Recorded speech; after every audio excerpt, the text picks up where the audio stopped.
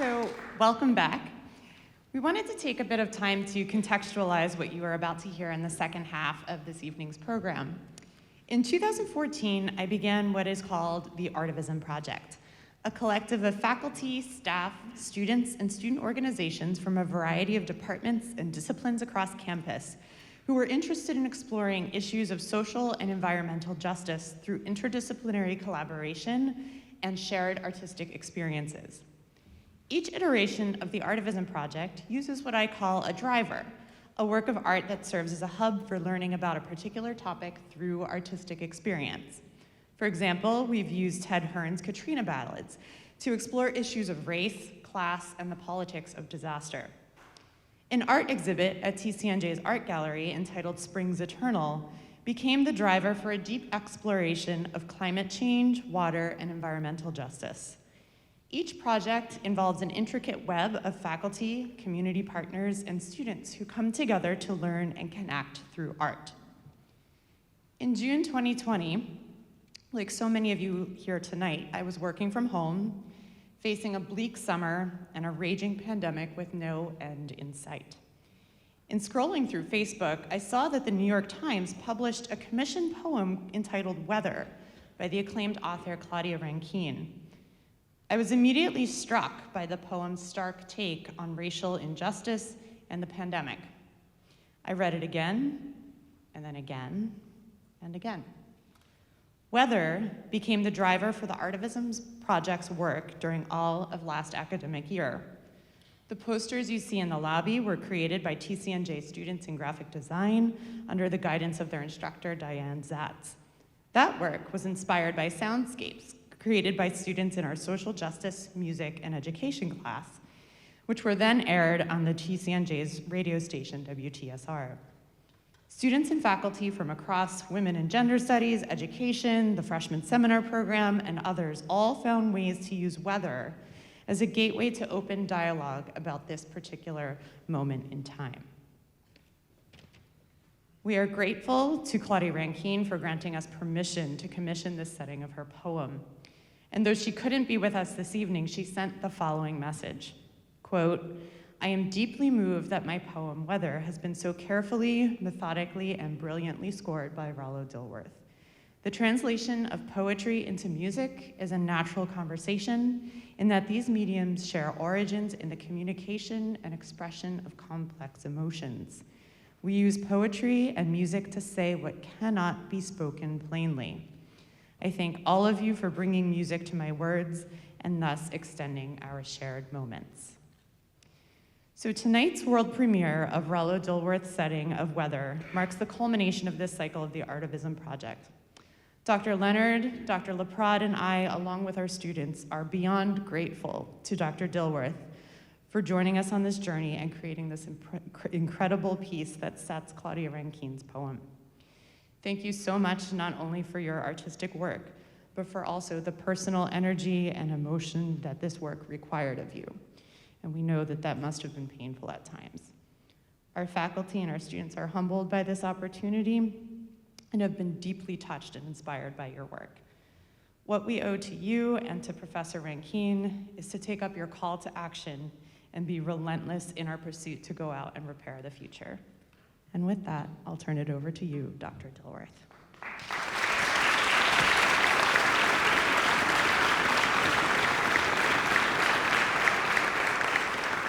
Good evening. Thank you, Dr. Sears, for those wonderful words. I'm honored and humbled by the opportunity to collaborate with Professor Claudia Rankine, who I hope to meet someday, Doctors John Leonard, Eric Leprade, and Colleen Sears, as well as the students and the wider TCNJ community to complete this project. It has literally been a little more than a year in the making. There are themes in this poem that all of us can relate to, whether it's the culturally specific theme of resistance against acts of racism and discrimination, or the more humanly universal theme of perseverance under the pressures of a pandemic. Therefore, I firmly believe this is a story for all to tell, for all to hear, all to honor, and most importantly, a story for all to learn from. As I analyzed Rankine's poem and attempted to organize its messages into a musical structure, I found myself dividing it into 6 segments. Section 1, entitled The Meditation, opens with a musical theme you will hear in part or in full throughout the piece. It goes like this.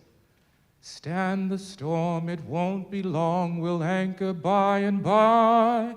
Stand the storm, it won't be long, we'll anchor by and by. So you'll hear that African-American spiritual very appropriately connected to this theme of weather. The first portion of the second section, section 2, entitled The Marginalization, is actually set in a 12-bar blues. Why the blues?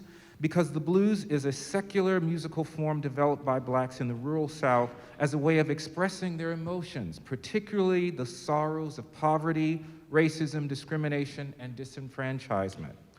It is also in this section that the themes of racism and discrimination are made most poignant, as numerous references are made to the murder of George Floyd, such as the words, kneeling on a neck, 8 minutes and 46 seconds, and I can't breathe. In particular, you will hear the choir sing the words, I can't breathe, exactly 27 times, which was the number of times these words were spoken by George Floyd before he drew his last breath. The next section, entitled, or subtitled, Memorial, recognizes just a small number, a fraction of people whose lives were cut short as a result of excessive force, implicit bias, vigilante racial profiling, and a lack of regard for Black human life. In this segment, you, the audience members, are invited to respond as these names are read by our speaker, Kyla. You will hear her read a name, the choir will respond, say their names, and you will be invited through gesture to respond with the same name.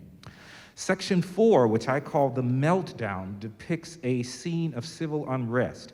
Here the poet describes the consequences of complicity and the potential societal outcomes when frustrations run high and confidence levels for systemic change run low.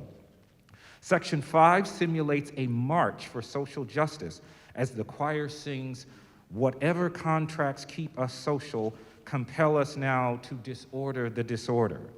You, the audience, are once again invited to join in and to gently tap your feet and participate in this protest march. The final section, which I subtitled The Mobilization, is an invitation to all of us to take a stand for social justice and social change.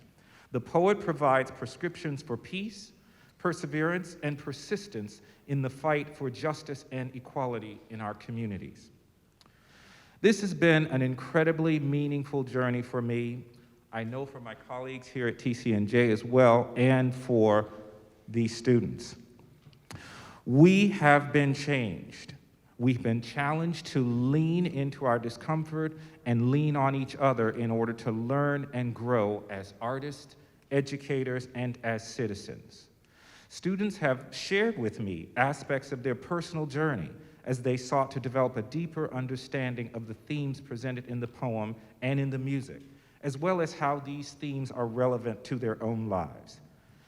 Experiencing weather tonight should not simply be an opportunity to sit back and relax. Rather, it should serve as an invitation for each of us to sit up, look up, wake up, stand up, speak up, and yes, when necessary, rise up. May weather inspire us all to disorder the disorder and to do our part in shaping a society that is fair and just for not just a few, but for everyone. Thank you.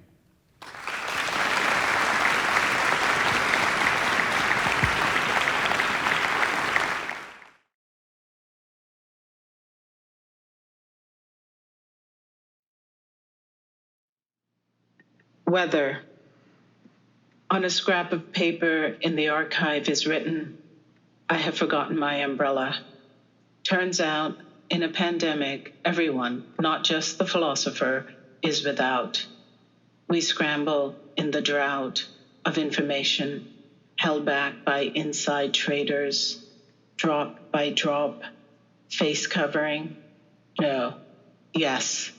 Social distancing, 6 feet under for underlying conditions, black.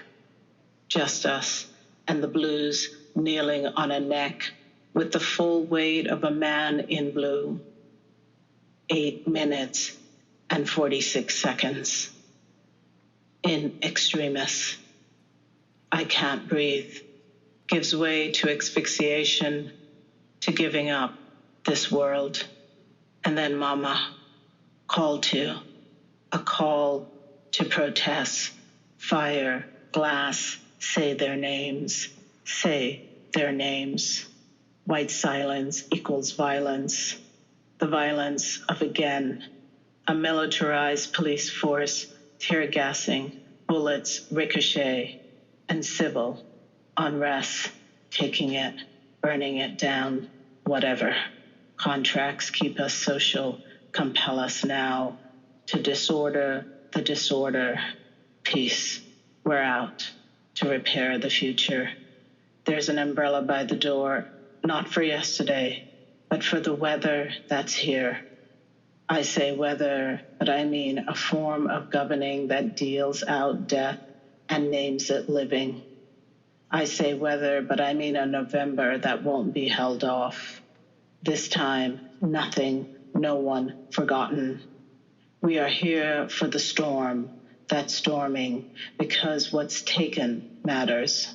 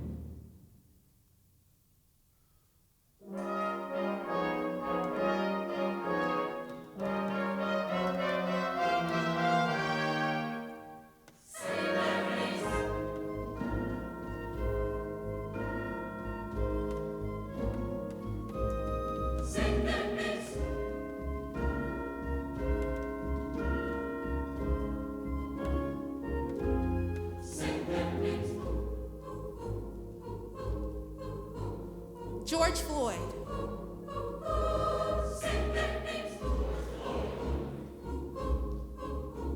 Breonna Taylor.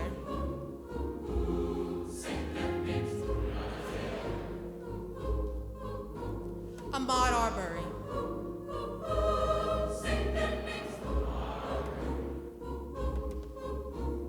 Dante Wright.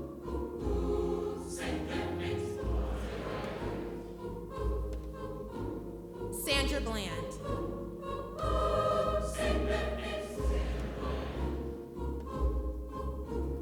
Freddie Gray.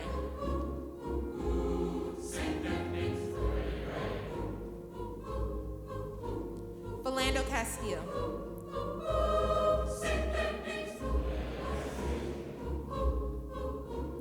Eric Garner.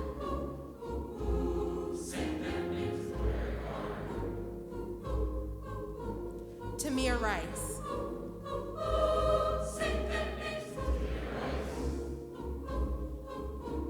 Michael Brown.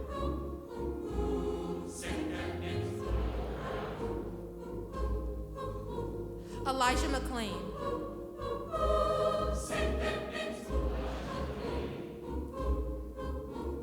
Botham Jean.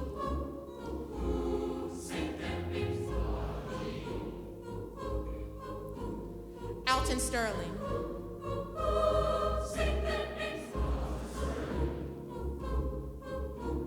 Trayvon Martin.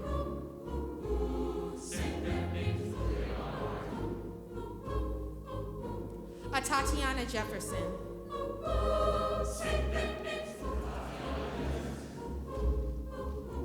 Laquan McDonald.